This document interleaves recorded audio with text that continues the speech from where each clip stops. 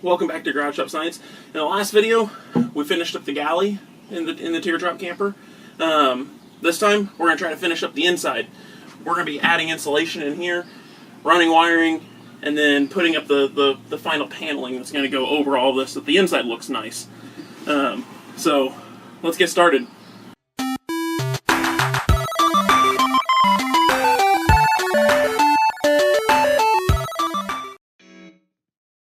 The first step is to install the insulation. The insulation is simply going to be measured, cut, and glued into place. I'm not worried about making the insulation perfect, as the outside wood is already a very good insulator, and the primary purpose of the insulation is for noise dampening.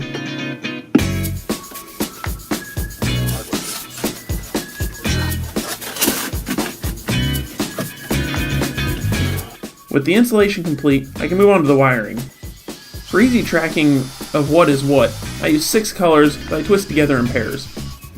The entire electrical system is going to centralize in a box at the front of the trailer, so I need an access hole at the front of the trailer and quite a few holes going up on the inside where I can run wires.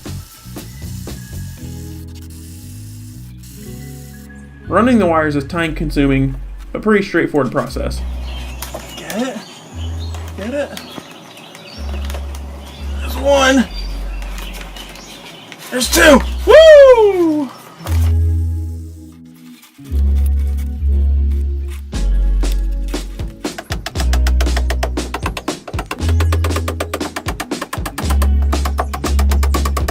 Some runs can be tricky and require a fishing tool. With all the wiring ran, I need to connect any wires that are going to be hidden behind the interior paneling, such as these exterior lights.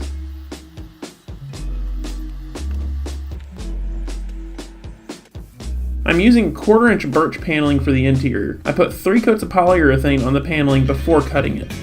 Since I polycoated the paneling first, I must be careful while cutting. The key to having clean cuts is to cut into the finished side. This means with my circular saw that cuts upwards, I put the finished side down and cut up into it. This leaves the back sides looking splintered and rough, and the front side nice and clean. With the panels coated and cut, all I need to do is drill any holes for electrical accessories and install the panels. To get the panels into the camper, I have to slide them through the roof and carefully maneuver them into place. So as you can see, the side is in. The wires are ran through the hole. It's not mounted, it's still a little bit flimsy here. Everything is ran and ran's fine. It did take some touch-ups to get it to fit just perfect, but now it's fitting just perfect. So the next thing is wood glue and nail gun it down. Let's get to it.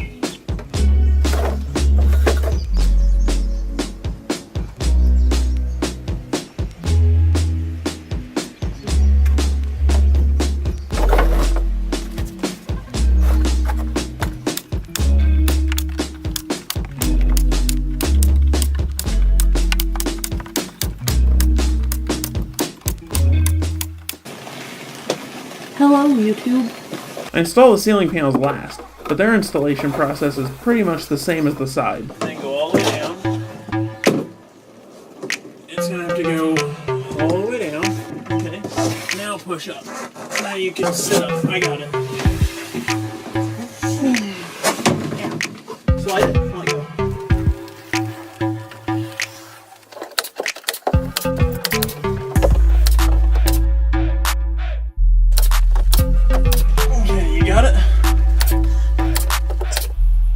With the ceiling and side panels installed, I can finish up the interior wiring by wiring up the switches and ceiling lights.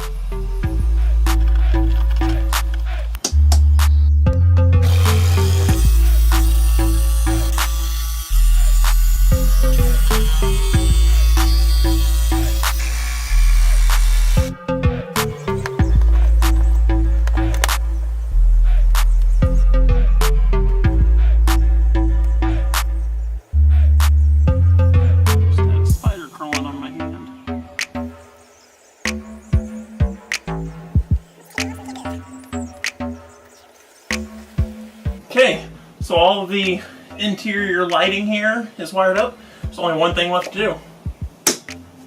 And it works. So we now have light. Granted, we're just holding the wires to the battery, but we'll get that permanently installed here a little bit later in another video. And for right now, though, the wiring is set up and working, so we have interior lighting.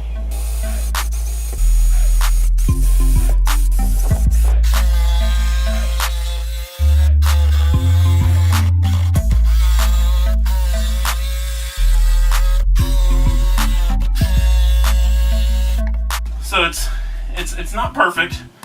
I'm gonna have to do some touch-up sanding, but I think it's about as good as I'm gonna get. And the good news is there's a little bit of an edging on that fan that can go all the way around this to cover up any flaws. But now I have a hole for a ceiling fan, and with that, the interior for the most part's done. I'm gonna do the doors, I'm gonna do the roof and the fan in a separate video. But in this back wall back here that you can't currently see in the footage, the headboard of the bed, should I say, is going to be a separate video also. My wife has something special planned for that. So we're pretty much done in here. Thanks for watching. That completes this week's build. Next time, I'll install the galley lid, roof panels, and ceiling fan. So if you like this video, hit that like button. Subscribe to see my next video, and let me know down in the comments if you have ever built a teardrop, anything you have done different on mine.